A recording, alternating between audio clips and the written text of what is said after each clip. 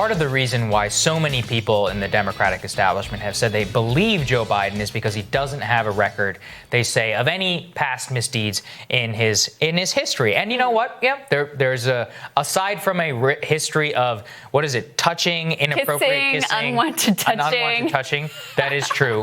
But there is, in terms of his veracity of public statements, and that's something that we've got flagged all the way back from the very first time that Joe Biden ran for president. Let's take a listen to what the news media said at that time. I went to law school on a full academic scholarship, the only one in my class to have a full academic scholarship. Went back to law school and, in fact, ended up in the top half of my class. I was the outstanding student in the political science department at the end of my year. I graduated with 3 degrees from undergraduate school and 165 credits, only needed 123 credits. Biden now concedes he did not graduate in the top half of his law school class, that he does not have 3 degrees from college, and that he was not named outstanding political science student in college. I saw that one flagged on the.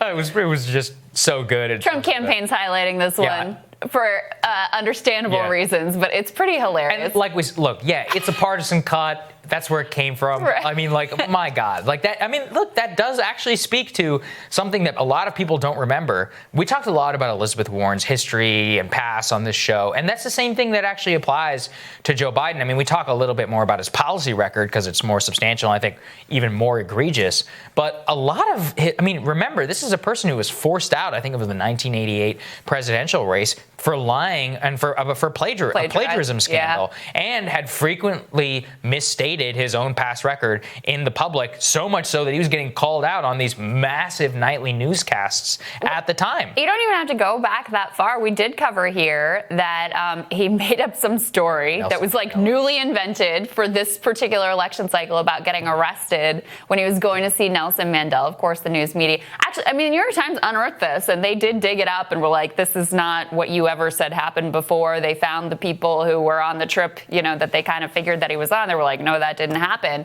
But it's not like it ever was made an issue at the debates. It was never really surfaced as a major problem for him. And I think the other part of this with regards to the Tara Reade allegations is, of course, with Tara leveling these accusations against Joe Biden, everything she's ever said, any tiny little inconsistency between the way you said it then and the way you said it now is being hyper magnified, or anything that she said throughout her life that people can get their hands on that is slightly different or slightly changed, of course, is being completely scrutinized.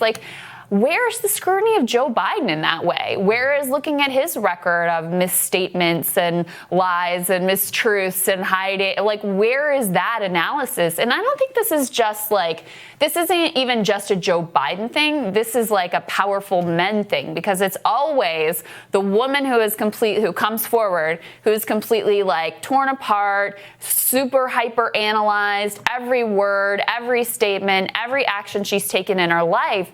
That same standard is rarely applied to the powerful man involved. And it certainly, in this case, has not been applied at all. There's nothing approaching equality between the analysis of these two in their past history. Right. Well, I have no problem with scrutiny. I just want it to be equal. And that's really what it is. It's you know what? When somebody's coming forward against a public figure, they should be scrutinized. But the public figure should be scrutinized too. Right. And there's none of that in the national media. It's reversed from the Kavanaugh situation, where it was everything with Kavanaugh was put under the microscope of this is the calendars and all this other stuff. And Christine Blasey Ford, so many of the different inconsistencies in her story and all of that, every single one of those was papered over. Now I think that there's a happy medium in between there. I think the same scrutiny should be given to both of those actors. And in this particular case, it's flipped because of political expediency. And that's why, look, the past record on what you say that you've done publicly does matter. And that is something that Joe Biden doesn't necessarily have the best record on. Right. Democrats, what have they talked about with Donald Trump in this era? And they've talked about his corruption. Okay. Now, and this is not to create false equivalencies. I would say that the corruption of Donald Trump is far worse than Joe Biden.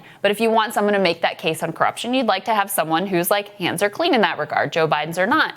Another thing they've talked about is Donald Trump's treatment of women and the many accusations that have come out against him. even before Tara, we had a long history, including on a lot of videotape of really uncomfortable and inappropriate behavior from Joe Biden, of crossing the line repeatedly and in a way that made women visibly uncomfortable. So your hands are not clean there as well. And then you think about what's the other thing that Democrats talk about, that Donald Trump lies, that he doesn't tell the truth, right? That he's not straightforward, that he doesn't tell the truth. And again, with Joe Biden, you've got someone who's compromised in that regard. And again, I'm not saying that these are equal, but if you want to be able to prosecute that moral case, you need an actor who is a, clean hands moral actor. And you just don't have that with Joe Biden. Some of us tried to warn that during the Democratic primary, because this was all very obvious from the jump. But the news media and the Democratic Party didn't want to hear any of it. They claimed to want to beat Donald Trump, but, they were more interested in making sure they get their guy through the Democratic primary. That was priority number one. So none of this could be raised. None of this could be discussed. It was completely beyond the pale. It was out of bounds. It was too mean. It was too nasty, et cetera. And now we are where we are. Certainly are. All right. More Rising for you after this. Whoever coined the phrase, "let the buyer beware," was probably bleeding from the asshole.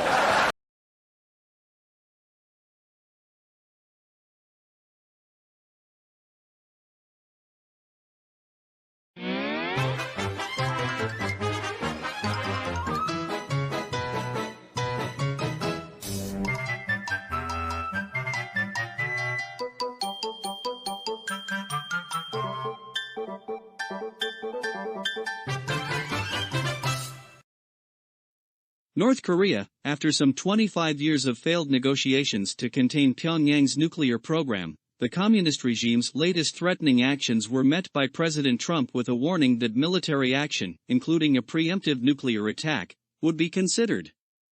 After Trump's warnings, North Korean dictator Kim Jong-un backed off on his threat to attack the U.S. territory of Guam.